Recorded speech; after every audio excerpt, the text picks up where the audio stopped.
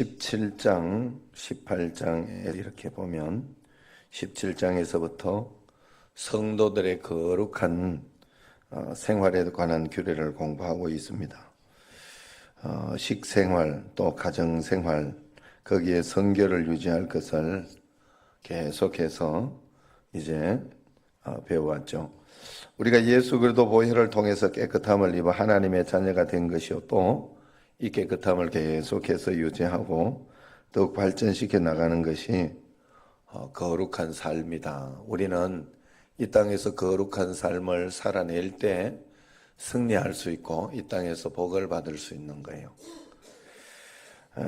오늘부터 이제 또 19장에서부터는 계속해서 그 거룩한 삶을 어떻게 살아가는지 이야기를 하고 있습니다. 2절을 보면 너는 이스라엘 자손을 온 회중에 말하여 이르라. 너희는 거룩하라. 이는 나 여호와 너희 하나님이 거룩함이라 이야기를 합니다. 이것은 레위기 전체 주제를 한마디로 응축한 말씀이라 그렇게 할 수가 있습니다. 거룩하라는 말은 깨끗하고 구별되게 살아라 하는 뜻입니다. 세상을 깨끗하게 한눈에 구별될 수 있는 천국 백성답게 살아라 하는 그런 말씀이에요. 그래서 19장, 20장은 여러 분야에 걸친 말씀들이 나옵니다. 10계명 중에 여러 계율을 여기저기 언급하시면서 각 분야를 두루 교훈하시죠. 생활 전반의 거룩함을 잃지 말아라. 그렇게 이야기를 합니다.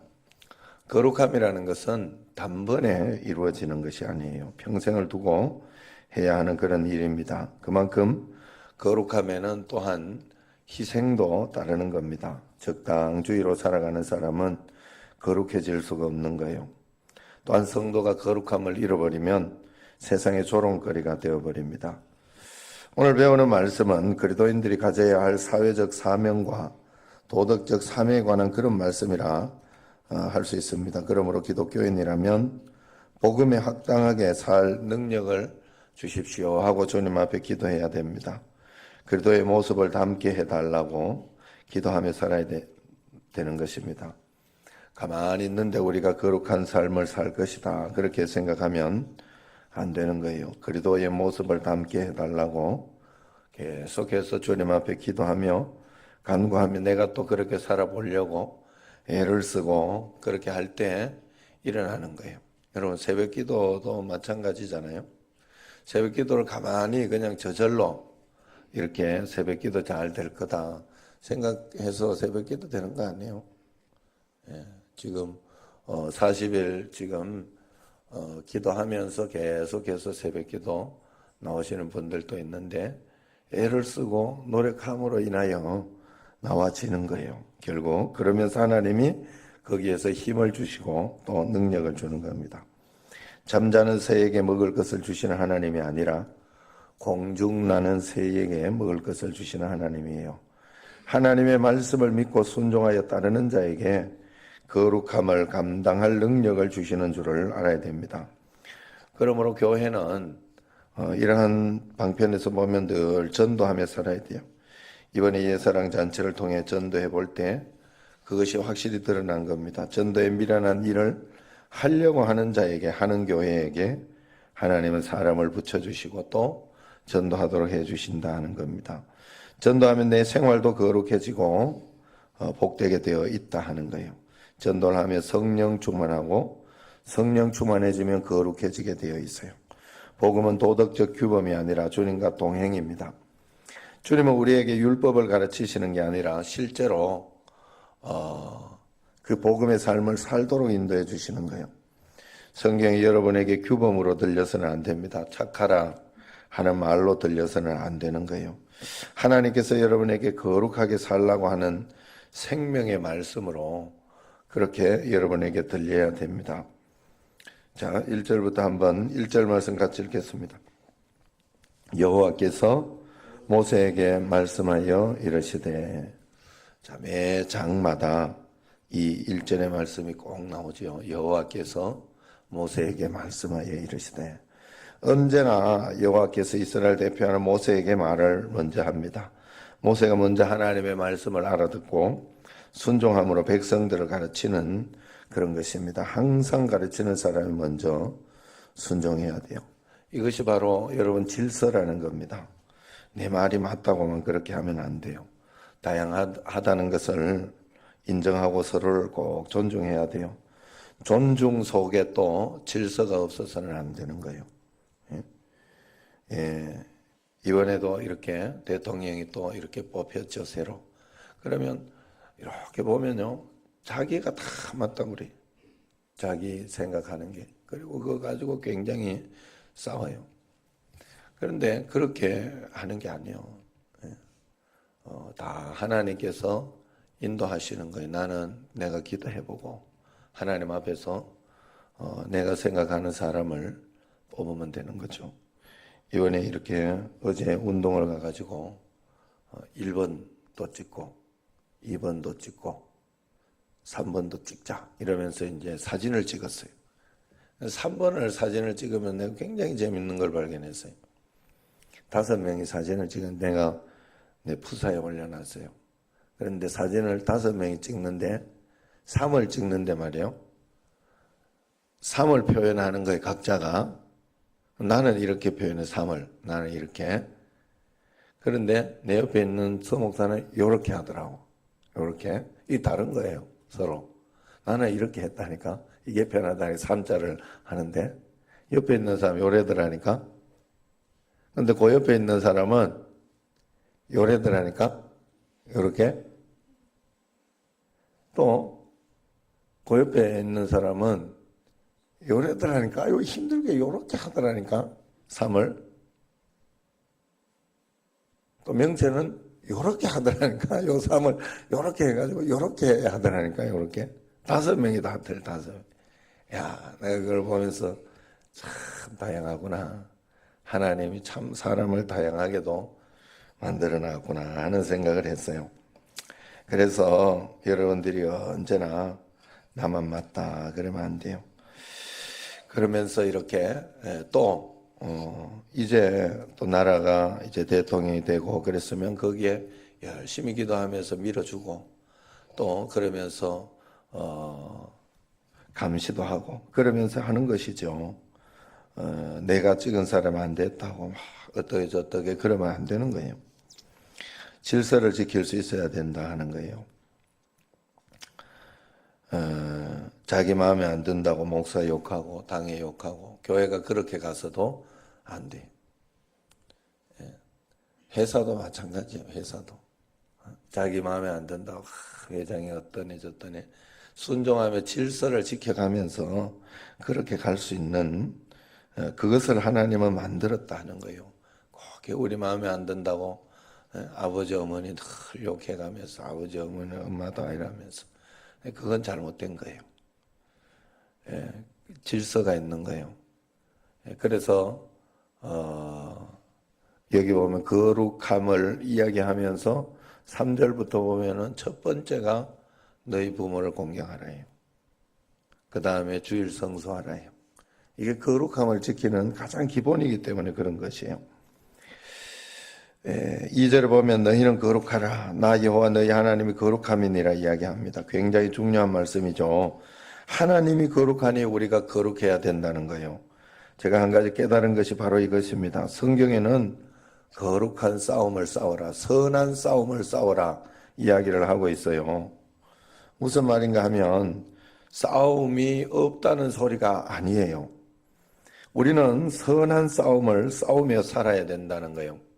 내가 하나님 앞에서 악한 사단 마귀 귀신이 우리에게 싸움을 걸어오기 때문에 선한 싸움을 싸우며 살아서 이겨내야 된다 하는 것이죠. 나쁘다고 해서 그것을 거룩한 싸움이 아닌 사단 마귀 귀신의 방법으로 그렇게 싸우면 진다는 거예요. 화낸다, 짜증낸다, 신경질 낸다, 이기적인 방법으로 질투한다. 그런 어떤 방법으로 싸워서는 안 됩니다.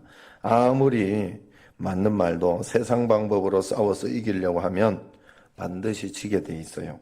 하나님의 방법으로 거룩함으로 싸워야 됩니다.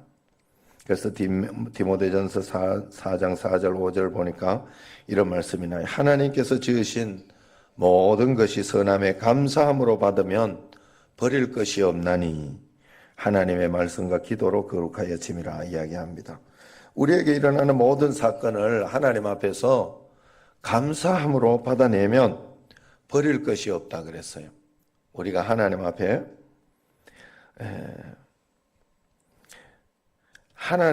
감사함으로 그것을 이겨내고 또 그것을 내가 받아들여야 돼요. 그리고 하나님의 말씀과 기도로 이겨나가라는 거예요. 아무리 교회에 열심히 나와도 말씀 읽지 않고 기도하지 않으면서 하나님 앞에 거룩해질 수가 없다는 뜻이기도 합니다. 우리가 순종하기 위해 말씀을 읽고 능력을 얻기 위해 기도하는 거예요. 그러므로 우리가 그리스도를 닮아갈 때 하나님께서 그리스도의 능력을 우리에게 주시는 겁니다. 베드로전서 11장 13절 17절까지 한번 찾아봅시다. 신약성경 베드로전서 뒤쪽에 가면 야고보서 뒤에 있습니다. 베드로전서 1장 13절에서 17절까지를 교독을 하도록 하겠습니다. 그러므로 너희 마음의 허리를 동이고 근신하여 예수 그리스도께서 나타나실 때에 너희에게 가져다 주실 은혜를 온전히 바랄지어다.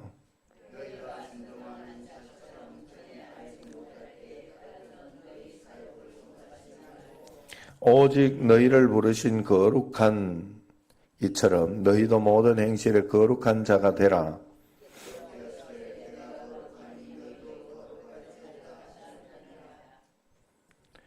같이요. 외모로 보시지 않고 각 사람의 행위대로 심판하시는 이를 너희가 아버지라 부른즉 너희가 나그네로 있을 때를 두려움으로 지내라. 아멘. 성도들의 거룩함을 베드로는 마음의 허리를 동이고 근신해라 그렇게 이야기를 하고 있어요. 예수 그리스도의 마음을 가지고 늘 깨어 있어서 하나님께 순종해서 이 땅을 살아가라. 세상의 순간적이고 헛된 영화보다 영원하고 온전한 은혜를 바라보고 즐거워해라 하는 것이 베드로의 말입니다. 베드로 사도의 말입니다.